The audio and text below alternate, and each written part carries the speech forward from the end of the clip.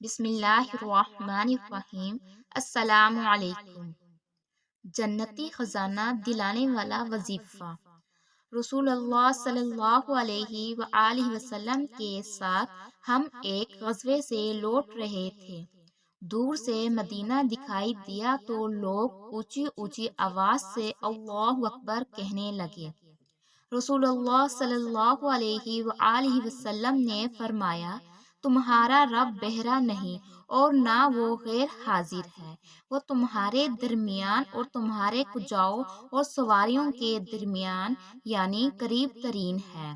پھر آپ صلی اللہ علیہ وآلہ وسلم نے فرمایا، عبداللہ بن قیس رضی اللہ عنہ، میں تمہیں جنت کے خزانوں میں سے ایک خزانہ نہ بتاؤں؟